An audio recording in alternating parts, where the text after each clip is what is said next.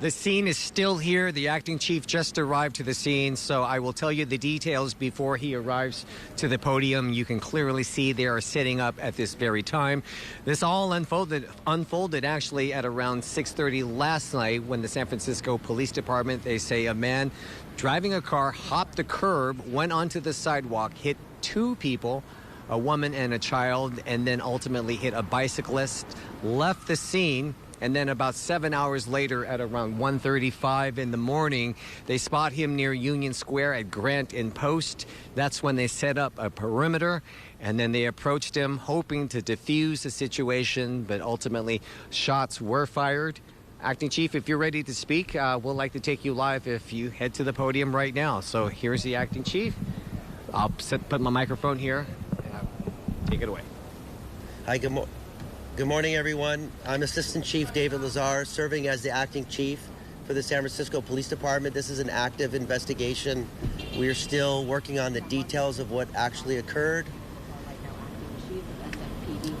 But I'll start by saying that yesterday at approximately 6:30 in the evening, we got reports of a vehicle that was driving recklessly and erratically on the sidewalk northbound on Kearny between Post and Sutter. The suspect was driving quickly on the sidewalk, and it appeared to be chasing a person on a bicycle. While doing so, there were two young women that were coming out of Chipotle, one age 18, the other age 17, that were struck by the vehicle. Thankfully, they have minor injuries. The suspect continued to pursue a person on a bicycle, appeared to be like an e-bicycle. The victim on the bicycle was traveling northbound on Kearny and took a left turn to go westbound Sutter. Suspect still on the sidewalk pursued the victim and hit the back of the bicycle. The victim of that collision, which we are labeling an aggravated assault, jumped off and took off running, and we believe ran up to 233 Sutter. At this point, we haven't found that victim, and we definitely want that victim to come forward. We believe it's a Hispanic male in his 20s. The suspect then tried to take the electric bike and put it in his vehicle. He was unsuccessful in doing so. He did take some of the victim's property, put it in his vehicle, and then fled the scene. Officers within 2 minutes were on the scene. They conducted an investigation. They did a really good, thorough job trying to determine who committed this aggravated assault. They looked at video footage and other evidence, and the investigation began, and it took a few hours, but we were able to determine who we believe the suspect was. And so hours later, we figured where the suspect was located, which we believed he was employed as a security guard in front of the Dior store at Grant and Post. So after the time that we spent investigating, our officers developed a strategic plan in order to safely apprehend the suspect believed to be in that aggravated assault. At about 1:38 this morning, several officers approached the suspect, who was standing outside in front of the store. After an attempt to take the suspect into custody was unsuccessful, the officers were involved in an officer-involved shooting. The details of that officer-involved shooting are still being figured out. We're still looking at all the evidence. We don't have all the specifics on that. The officers immediately rendered aid and worked on life-saving measures.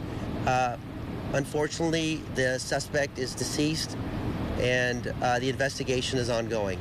Assistant Chief, let me ask you that just so I heard it clearly. He was a security guard involved on all of this? So we are still trying to sort it out. We haven't confirmed it. We believe that he was a security guard, and we don't know for sure if he was hired by Dior or not, but those details are still being worked out, and when we have our town hall, we'll be able to give more information on that. And what did he do that caused officers to be fearful to open fire? Well, that part is still under investigation. We're still determining what exactly evolved that resulted in us using force. But again, that information will be shared with the public when we have our town hall. We'll share our videos, we'll tell our story, and we'll give you all the facts. Sir, talk to us about the cars or the vehicles that were towed not too long ago. We saw some of those windows. They look to be pretty shattered. Was that by gunfire? Can you paint that scene for us a little bit more? What is the damage to those vehicles at least? Yeah, at this point, I don't have the facts as to how those windows were damaged. The vehicles are evidence related to the officer-involved shooting that happened here. They may be also related to the incident that occurred earlier yesterday afternoon, or 6:30 yesterday afternoon. We're still trying to sort that out. As you know, we're only hours after what has occurred. Sir, how many officers were involved in the confrontation with him? There are a few officers that are involved. We're still sorting out the exact number of officers who actually discharged their weapon. And again, we'll have all those facts for you when we have our town hall. This is still an active investigation right now, so what we can release is ultimately what the acting chief has already said. So we can take maybe one or two more questions, but any particulars about the investigation itself is going to have to wait until our town hall, which is in 10 days at most. Have you clarified with the suspect armed? Was the suspect armed? We're still sorting out exactly what the suspect had and what the suspect did, his actions. I will say, though, that upon my arrival this morning, there was a firearm on the ground at the scene that belonged, I believe belonged to the suspect. So there was a firearm. I did see it. It is evidence. And we'll explain when we have our town hall exactly how everything evolved. And I want to be very clear about something. Everything I'm telling you right now is all that I know at this point. Even our investigators are still working through evidence and looking at video, and I have not had the opportunity to really been briefed more than what I'm briefing you on. Just to clarify those two cars, one was a marked SFPD patrol car, and the other, was that the suspect's vehicle that was also towed? Yeah, I'm not sure what car you're referring to, but yeah, there is a suspect vehicle that we have taken into custody and is evidence, and then unfortunately maybe our vehicle got damaged as well. The other point I want to make is, I'll just reemphasize this, we really want to speak to the victim who the suspect attempted to run over, the Hispanic male in his 20s. We'd love for him to come forward so that we can work with him and help him.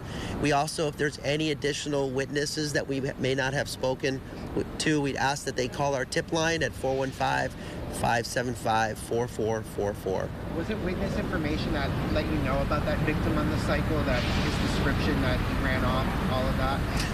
We do have witnesses that witnessed the incident. We have the victims that were hit by the car. We have video evidence, so it's all of that pieced it together. The officers did a tremendous job just putting all that together, figuring it out, and then working to make an arrest. Have you ever heard a security guard? I mean, I'm shocked. I've done this for 30 years. A security guard, you think they're protecting people, not doing this. Maybe you're not shocked like I am. Things happen from time to time, and you just never know who's involved in what or what people are thinking, and so we just have to react to it and keep the public safe. You guys, thank you so very much. Thank you. Okay. Thank you. When do you know when the scene will be clear, Happy sir? holidays. Thank you. Do you know when the scene will be cleared? The scene will be cleared shortly. Okay, you just heard him. He said the scene will be cleared.